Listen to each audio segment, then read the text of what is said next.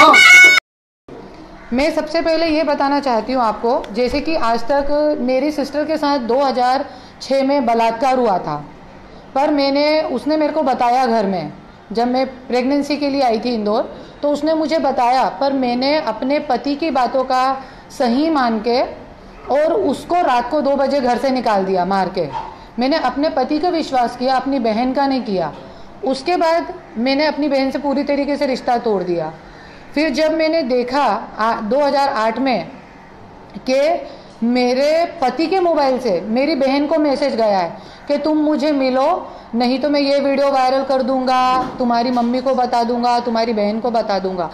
तब मैंने 2008 में मुझे पता पड़ा कि नहीं, मेरा पति ही गलत है, और मेरी बहन से जब उसके शारीरिक संबंध हैं, जब मुझे ये बात मालूम पड़ी तो मैंने खुद ने 2008 में जहर खा लिया और इंदौर के CHL हॉस्पिटल में मैं 5 दिन तक भर्ती रही थी। नमस्कार, गन्ना का फन्ना यूट्यूब चॅनलवर सर्वांचं स्वागत। अर्थातच मी गणेश साखरे। आजचा आपला व्हिडिओ आहे धनंजय मुंडेला त्याच्या अंगावर एवढे मोठे प्रकरण असले तरी ही राजकारणी लोक का वाचवतात। नुकतंच सरपंच देशमुख याचं प्रकरण झालं। हिवाळी अधिवेशनात एवढा त्यावर हलकोल्लोळ माजला, पण कुठल्याही प्रकारची धनंजय मुंडेवर कारवाई झाली नाही किंवा कारवाई करण्याचे आश्वासन सुद्धा कोणी दिले नाही। देवेंद्र फडणवीस याने प्रत्येक वेळेला जसा बोलतोय की कृत्य केलेल्याला माफ केले जाणार नाही, पनिशमेंट नक्कीच दिलं जाईल, पण ह्या सर्व तकलाद गोष्टी आहेत। एकदा शरद पवार सुद्धा बोलले होते, जेव्हा धनंजय मुंडे हे शरद पवारला सोडून गेले तेव्हा शरद पवार सुद्धा हे बोलले होते की मला धनुभाऊच्या विषयी बोलायचं नाही, त्याला मी संकटातून वाचवलं म्हणून। जे लोक अशी वागतात की पहिल्यांदा त्याची पत्नी त्यांनी कबूल केलं करुणा शर्माला माझ्याकडून 2 मुलं आहेत म्हणून। त्यानंतर करुणा शर्मा जेव्हा गरोदर होती तेव्हा त्याने तिच्या बहिणीवर बलात्कार केला। 2006 से मेरे साथ जो गलत वो करते आ रहे हैं, मेरे साथ जबरदस्ती मेरा वीडियो बनाना, उसके बाद सन 2008 में इन्हीं सब चीजों के हमारे घर में पता चलते हुए हमारी मम्मी की डेथ हो गई थी। हा धनु एवढा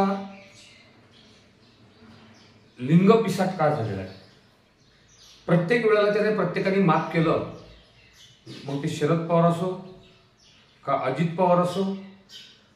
यावेळेस परिस्थिती अशी होती की त्यांच्यावर एवढे आरोप झाल्यानंतर त्याला मंत्रिपद भेटतंय, म्हणजे धनंजय मुंडेपाशी अजित पवार, फडणवीस किंवा शिंदे यांचं काय लटकलंय? म्हणजे पत्नी सोडून दुसऱ्यासोबत व्यभिचार करणारे मंत्री यांच्याकडून जनतेने कोणती अपेक्षा ठेवायची? चित्राताई वाघ यांनी संजय राठोडवर लागीन तेवढी अखळपकळ केली, काय ते बाई चित्रा वाघ बोलले।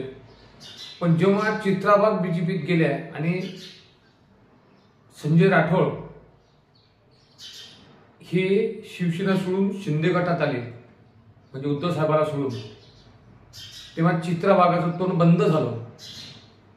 खरंच राजकारणातली पातळी किती नीच प्रकारात गेली अशी। एक मागच्या वेळेस निवडणूकमध्ये खुलेआम एक बाई रॅली असताना मुकाई घेते आणि तेच बाई नंतर शहाणपणा शिकवते। म्हणजे या राजकारणात या महिलांकडे लोकांचा पाहण्याचा दृष्टिकोन कोणता राहील? आता चाकणकरचा अजित पवारचा सुद्धा आपण पाहता, आता ते खरं आहे का खोटं आहे हा भाग दुसरा, पण राजकारणात तरी बाईकडे वेगळ्या नजरेने ही नेते लोक पाहतात असं म्हणण्यास काही हरकत नाही। आता एक नेता शिवसेनेचा अमरावतीत येतो आणि त्याची सर्वीकडे बम आहे की तो कशा प्रकारे इथे असे लुचाट धंदे करतोय, हे सर्वांना माहित आहे। पण तरीही पक्षातील लोक अशा नालायक नेत्यांकडे दुर्लक्ष का करतात? गोपीनाथ मुंडेचं बरखा प्रकार नाही का? म्हणजे हे गोपीनाथ मुंडेच्या घरात या धंद्यावर मुभा आहे काय? खरंच ह्या सर्व राजकारण्याला माझा एक प्रश्न येतोय की एवढे मोठे धनंजय मुंडेचे हे प्रकरण होऊन राहिले, ते करुणा शर्मा डायरेक्ट बोलते. होऊ शकते त्या करुणा शर्माला सुद्धा हे समजायला पाहिजे होतं की धनंजय मुंडेची पहिली पत्नी असल्यानंतर सुद्धा आपण त्याच्याकडून 2 लेकरं पैदा करून घेतो. हे करुणा शर्माचंही चुकलंच आहे. पण आज ती बाई ऑन कॅमेरा बोलते, धनुभाऊला अनेक प्रश्न विचारते. धनुभाऊ सुद्धा कबूल करते की मी ते माझी पत्नी आहे म्हणून. दुसरी पत्नी म्हणजे हे रखलेच राहते, पण की अधिकृत लग्न हे पहिलंच राहते. मग असे एवढे मोठे प्रकरण झाल्यावर उभा महाराष्ट्र तरी त्याला मंत्रीपद देतोय. त्या बिलमध्ये गुंडगिरी कोणाची चालू आहे हे सर्वांना माहित आहे.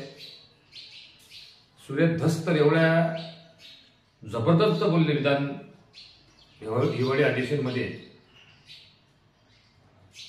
पण तरी शिरसाट सुद्धा बोलले. पण हे असं का?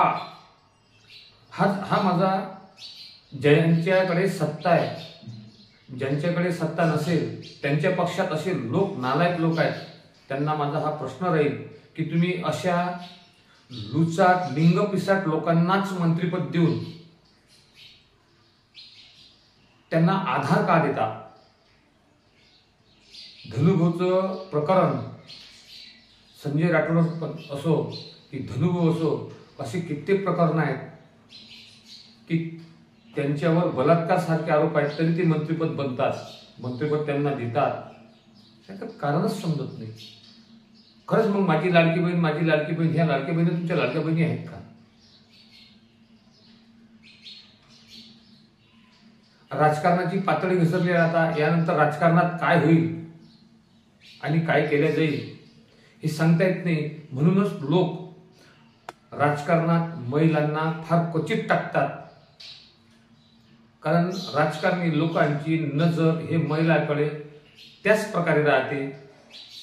आता सर्वच राजकारणी असे नाहीत. प्रत्येक वेळेस आपण आरोप पाहतो. त्यानंतर दानवे विरोधी पक्षनेता, त्याला सुद्धा 2 बायका आहेत म्हणते, त्याच्यावर सुद्धा 2 बायकेचे आरोप झाले. म्हणजे तुम्ही स्टेजवरून लोकांना काय सांगसाल, काय उपदेश देसाल?